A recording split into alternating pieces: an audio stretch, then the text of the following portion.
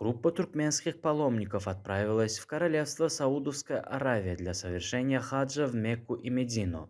Türkmen halkının milli lideri Kahraman arkadağlı Hacı Serdarımızın sayesinde Saud Arabistan padişahlığına Türkmen halkımız bilen birlikte hac farzımızı berca etmegellik. Tayda şeýle bir mukaddes yer, şeýle bir agdy bir halkymyz bilen hac ziyaretlerimizi bitirýäs. Elhamdülillah. Bütün Türkmen halkımız olup Kurban Bayramını melledik. В честь праздника Курбан-Байрам паломники дали садака в святом очаге всего исламского мира. Во время Курбан-Байрама туркменский народ традиционно совершает жертвоприношения, проводит обрядовые молитвы и устраивает щедрые угощения для родственников, друзей и соседей. Этот праздник служит напоминанием о важности милосердия, солидарности и взаимной поддержки. Has parlamenty yerine getirmeyene Mekke Medine'ye geldik.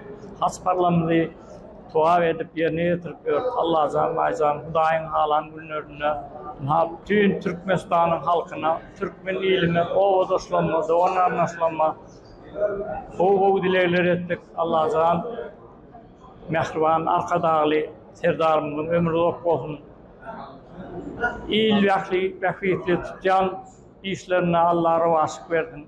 Allah'ın В сезон паломничества 2024 года запланировано выполнение 10 специальных авиарейсов в Королевство Саудовской Аравии и обратно, на которые будут перевезены 2890 паломников. Таким образом, в течение сезона хаджа текущего года специальные рейсы будут выполняться с 1 июня по 9 июля 2024 года. Особо следует отметить, что билеты на авиарейс для официальной группы из 289 паломников Королевства Саудовской Аравии и обратно выданы за счет государства.